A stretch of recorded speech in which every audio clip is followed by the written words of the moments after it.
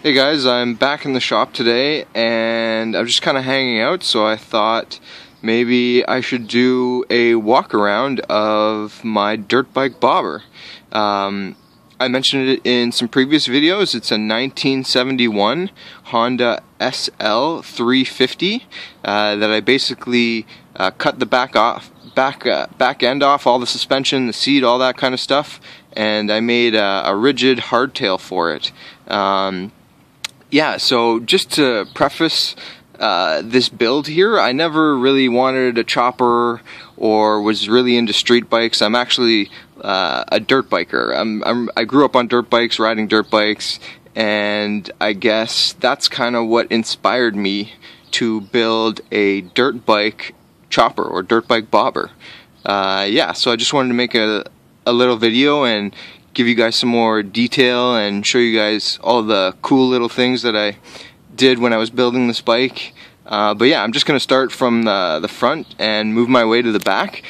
And the first thing I want to show you is the tires. So these are pretty standard dirt bike tires. They're nothing special. They're Kenda Trackmasters, and they're really not that special. They're basically the cheapest dirt bike tires you can buy at Royal Distributing, and I think I've got a 19-inch front rim, or sorry, a 21-inch front rim, which is good because that is basically the kind of standard dirt bike front tire size. And in the back, I've got a, what is it here, an 18. Typically dirt bikes in the back are either an 18 or a 19-inch rim, so I kind of like that too. It kind of matches the tire size of a typical modern dirt bike. But yeah, the next thing I want to mention is these brakes. So if you look at these brakes, they're obviously drum brakes, and you'll notice there's kind of two levers on it, which is not the typical design of a drum brake. Usually there's only like one of these levers, and it separates the shoes so that it grabs on the drum and thus allowing you to stop. But in this design there's two. There's basically two cams, and I'll show you when I pull the brakes. You'll notice both of them turn at the same time. And if you haven't guessed already, these brakes, basically a cam pushes out here and a cam pushes out there at the same time, and these shoes expand symmetrically, so you're not going to have uneven wear on your brake shoes. So I thought that's a kind of a cool design, considering that it's from 1971. Obviously more parts involved in this design and maybe harder to set up, that kind of thing, but definitely a cool design and a cool idea. I'm not sure why Honda didn't continue that into later years. Obviously they made the shift to disc brakes, but yeah, just a cool feature that I thought I'd point out to you. Yeah, I got my little 8-ball valve cap there, and then yeah, just moving up. This is like a more of a dirt bike style shock with these what's it called, fork seals. The CLs and the SL have like a fork boot here, which I don't really like, and the fork ears kind of extend as a piece of bodywork down to here.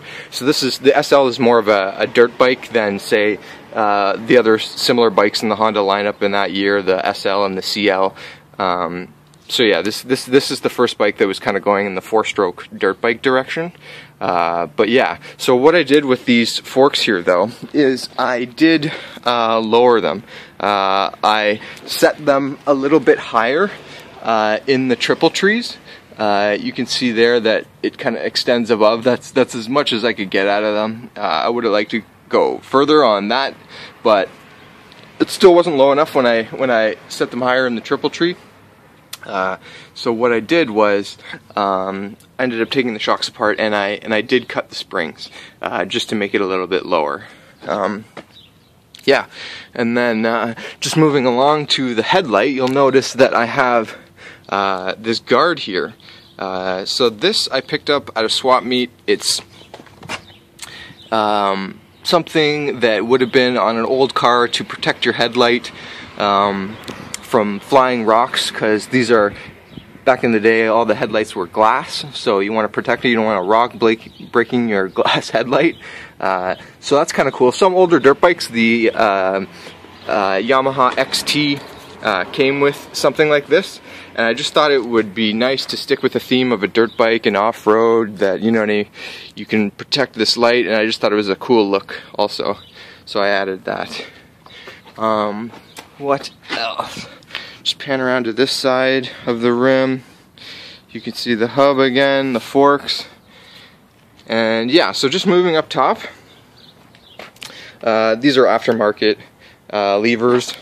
I wanted black ones, so I got black ones. These bars though, these I made. So I call them mini drag Z bars. They're inspired by Chopper Z bars. I don't know if maybe you guys can search online, you'll see what a Z bar is, but I made them way smaller, and I really like the look. They're basically straight. Oh yeah, and some of my inspiration too comes from BMX. I used to ride BMX bikes and dirt jump and all that kind of thing, so these kind of mimic maybe like a Haro knee saver in a way, but yeah, so those are pretty cool. These are powder coated too. I got them powder coated, welded them up, and yeah. And then so I also put the side mirror there. I only have one. I'm not really too sure what is legal in that regard, but I like the cool of it as a bar end mirror. So I really like that look. Yeah, I've got these here.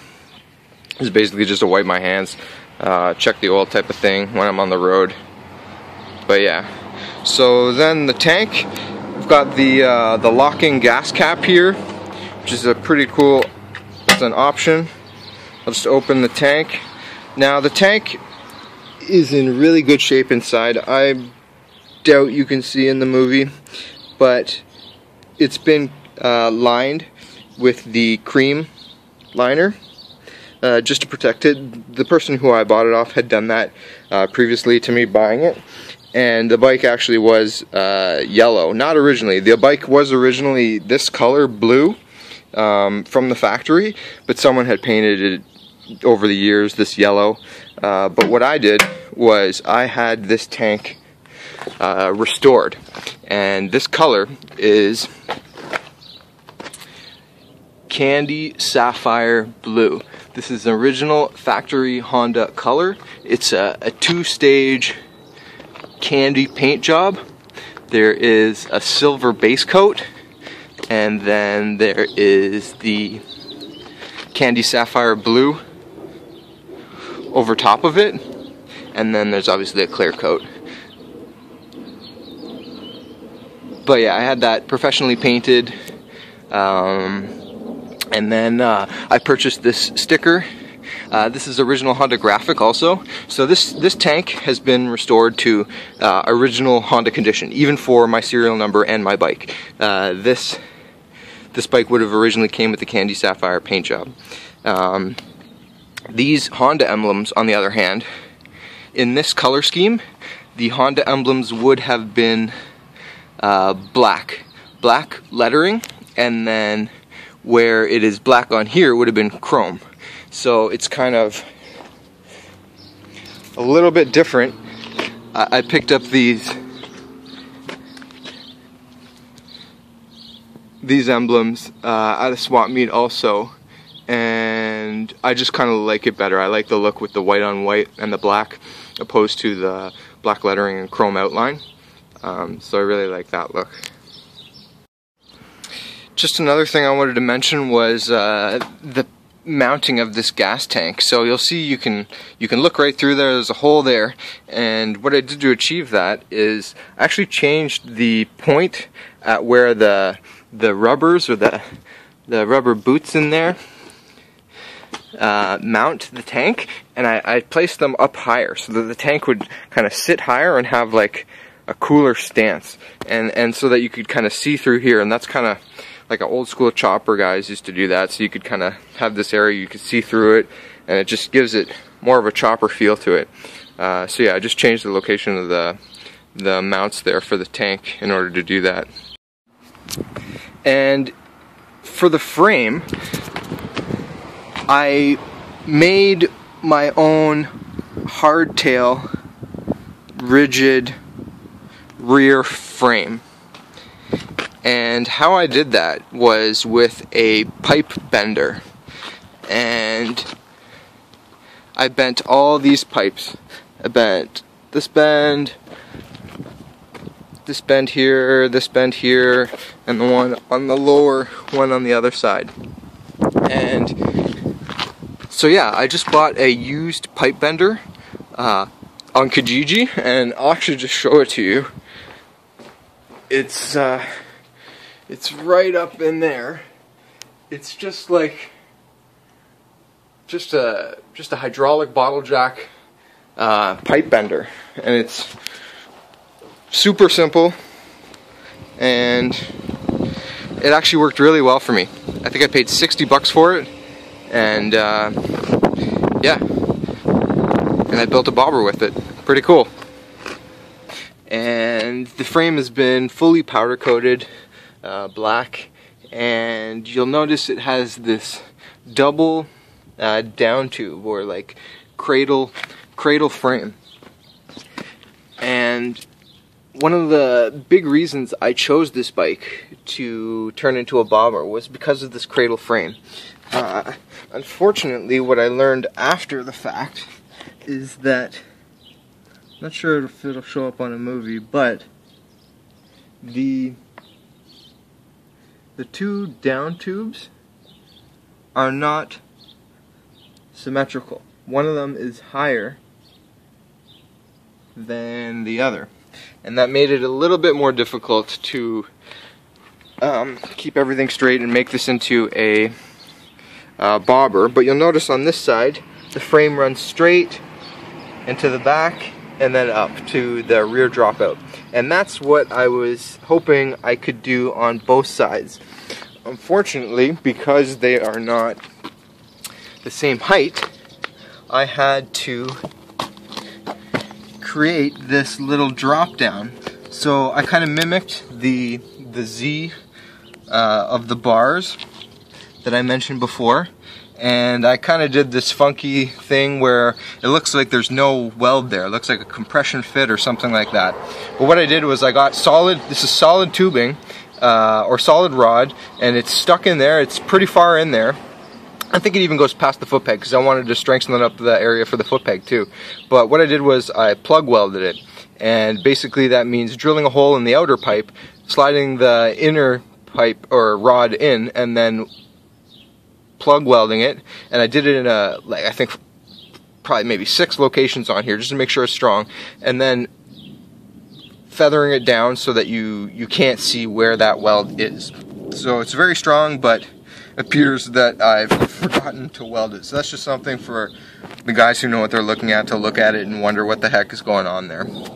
But yeah, just moving along with the frame, these foot pegs. So these are not original foot pegs at all to the frame.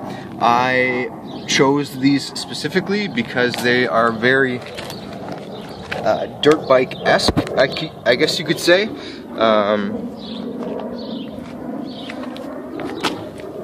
They just look like typical dirt bike pegs, so that's why I put them on here, and I really like them. They're really grippy, and they look nice and go with the overall look. So yeah, just continuing on with the frame here, this is the remnants of the original kickstand. I just got it propped up here on this axe because I wanted to have it straight for the shot here, but the stem and this area here is original. This is the original spring. This is not the original plate. This is a much thicker, sturdier plate that I used. It's the same shape as the original one.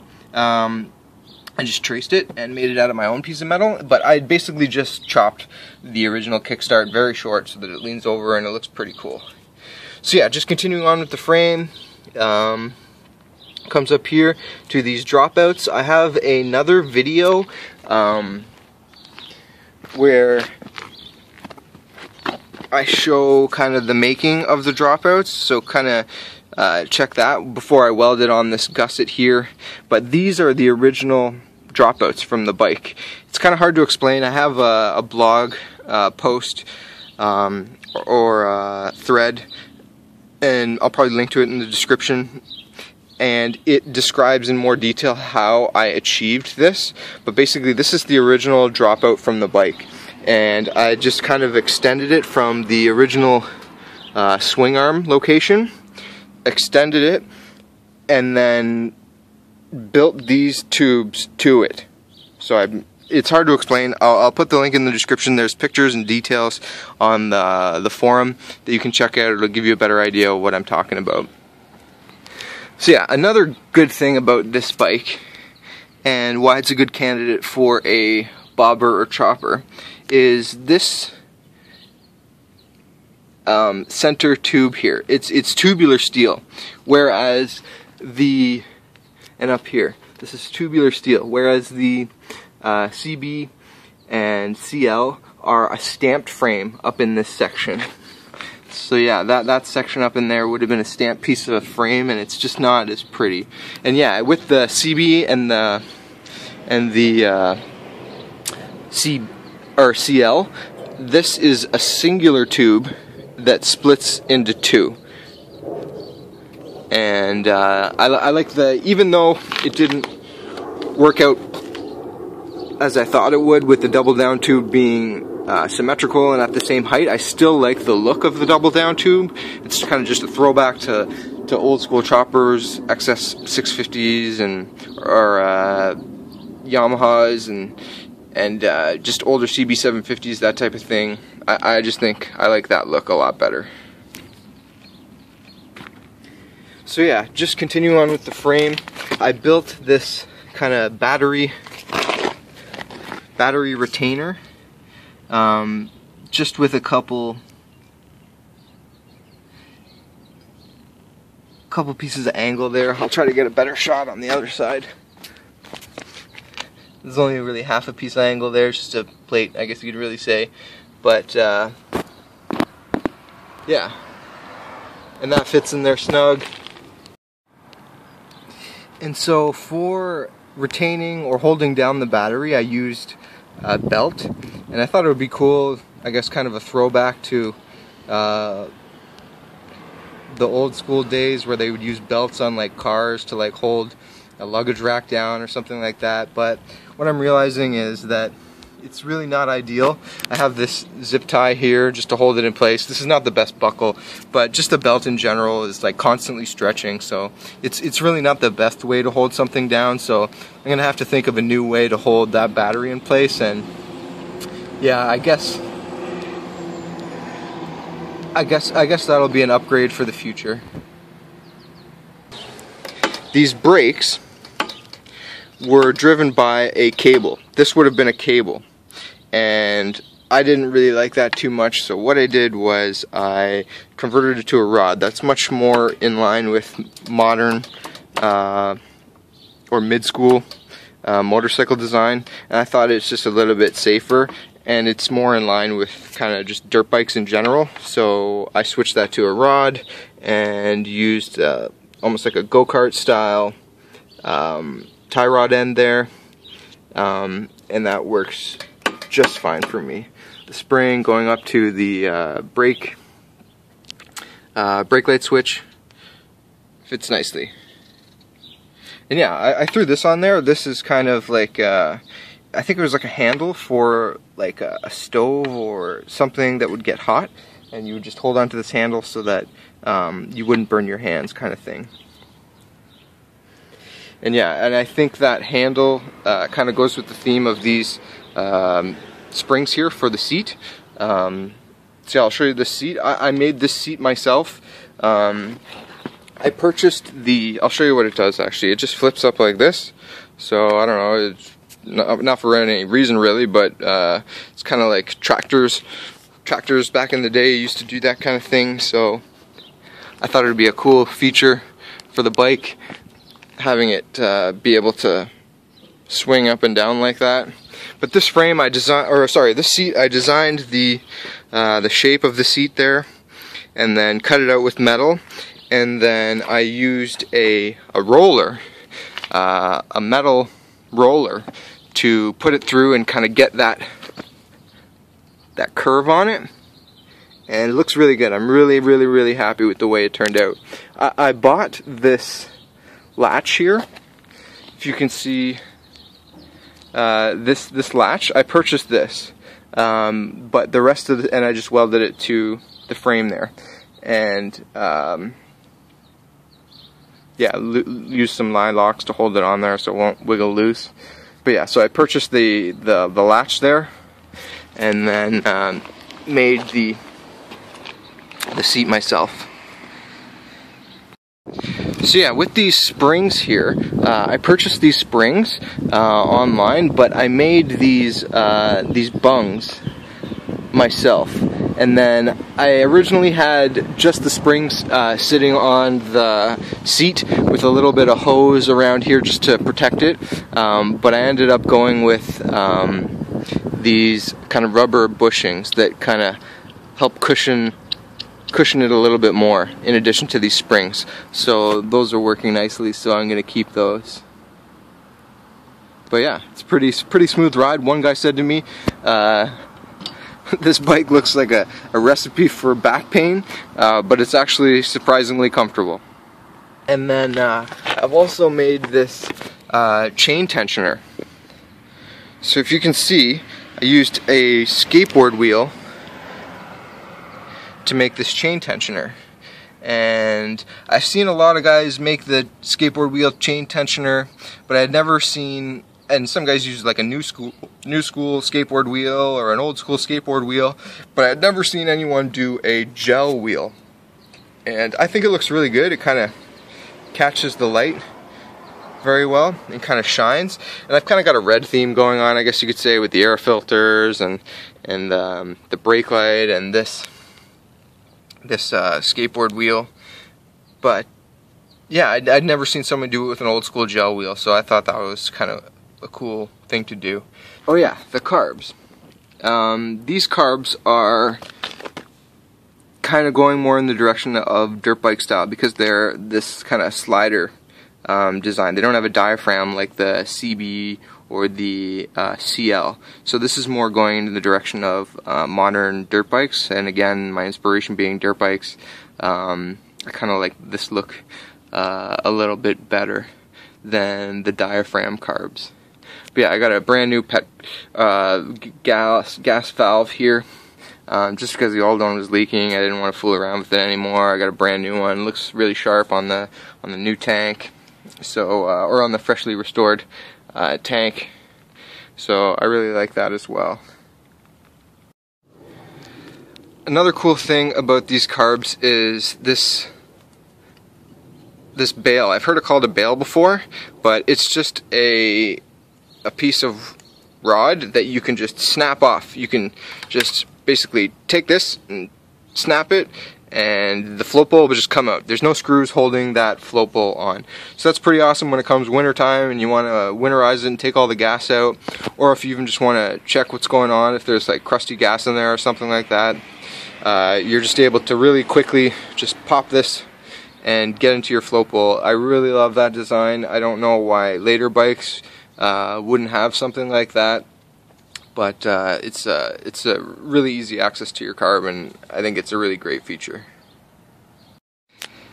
And the engine is pretty much almost identical to the CL350 and the CB350. The first noticeable difference, though, is that it does not have an electric start. Now, the SL in 1970 did come with an electric start, or sorry, in 1969 it came with an electric start, but 1970, 71, and 72, even 73, didn't come with an electric start. So this is actually a pretty sought after motor, even by CB street guys, because it doesn't have an electric start and therefore is a little bit lighter on the track or on the road. So the other noticeable, well, not noticeable, but the other difference is that the cam in this bike is a bit taller. Now this bike was originally built for off-road, so compared to the CL and the CB 350, the cam's a little bit taller, and it's got a little bit lower end torque, I believe. And the other thing is the gearing. The gearing in this bike is also different. It's a little bit lower end, more for off-road as well. So those are pretty much the differences with the SL motor, but in general, the same motor as the CB, 350 and the CL 350 engine. Oh yeah, I should talk about the license plate holder that I made. And basically, yeah, so I made this out of some steel, some sheet metal, and then bent this bracket up here. I actually bought this light. This is a fully integrated brake light and turn signal light, and it came with a bracket, but the bracket was just way too flimsy, and it was just basically a backing for this, and then the plate would have been mounted differently. It would have mounted horizontally opposed to vertically like I've done it here. But I used the template of the backing here as, or I used the original backing plate that it came with as a template for this part, and then I just made my own in order to mount it vertically instead of horizontally. And I think it turned out really, really well. It looks really pro. Oh yeah, another thing too is I ran all the wires through the frame. So I'm not sure if you can see it there, but they come down, a little bit of loom goes up through the frame, in through there, up to the main harness. And just to clean it up, I didn't want to have wires running all around. But yeah, so that's the license plate bracket, and then I have these cool little nubs here, I guess. There used to be lights in them. I found these at like a swap meet, and I'm not sure if you can see that here, but there's a hole in the bolts. You would have been able to, there was a light in there. I don't have this wired up, and I don't have bulbs in them now, but still a pretty cool feature nonetheless. So I threw her on there. And then yeah, I got my skull valve cap on there, and brand new chain on there. This is the sprocket that came with the bike, but I might upgrade that to like a Renthal, maybe an anodized red or something like that. But just to go with more of a dirt bike style sprocket. So stuff I want to do to this bike in the future is I want to change the pipes. Right now they're just kind of going under the bike, and then they're just dumped right at the bottom. So I want to get some different pipes, maybe some chrome pipes, make it a little bit more flashy. And other things I want to do is I still want to do that BMX pedal kickstart. I had another video where I had made one and took it off because it was hitting the foot peg here, so I still want to do that as an upgrade, and I'll do that eventually. And what else do I want to do? I may at one point get a different shifter lever. There's a style that comes on the CB that's very mechanical looking. It's got some connecting rods to it. It looks very similar to these connecting rods and this front brake setup. So that's one of the reasons I want to maybe change it to the mechanical look of the CB shifter style. Even though this is more dirt bike style, I just like the mechanical look of it, and I think it goes with the front brake mechanism there. Pretty cool bike though. I really like it. I'm considering maybe building another one in the near future. They're really rare bikes. The Honda SL is a super rare bike, and especially with that frame. If I were to do it again, I would do it with the same frame. The earlier ones, the 69 and the 70, I'm not sure about the 70. The 70 might be this frame, but the 69 for sure is more of the CB the CB and the CL style frame. So I think I want to stick with the double down tube type frame. And but yeah, I'm on the hunt for another one of these bikes, and I'll definitely document it a little bit more during the build process and upload it onto YouTube so I can share it with all you guys. But yeah, overall, super happy with the way this bike turned out. It took me about 3 years to build it, just doing it part-time in the garage or in the shop type thing, and really happy with the way it turned out. I'm going to continue to make videos on doing some upgrades on it and things like that. And yeah, if you like this bike, don't forget to like, comment, and subscribe to my channel for more videos. And yeah, just give me a second. I'll get my helmet and we'll go for a rip.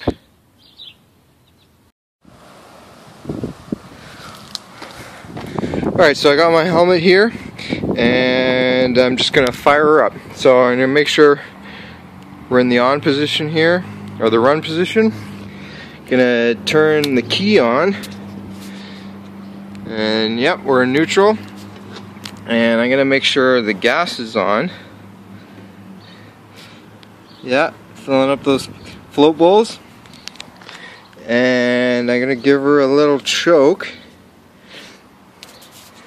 And yeah, I think all that's left to do is just kick her over.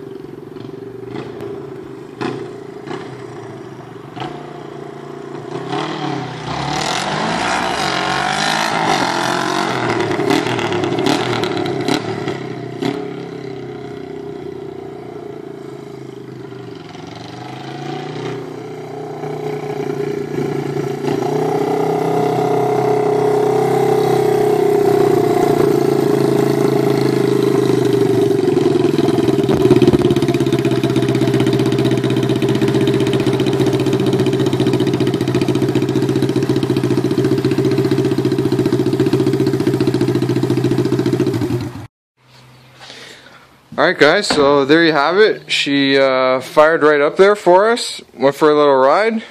Love that kind. And yeah, make sure if you like this video, make sure to like, comment, and subscribe. And I'll be making some more videos on doing some upgrades on this bike. And yeah, stay tuned for more videos. And I'll see you guys next time.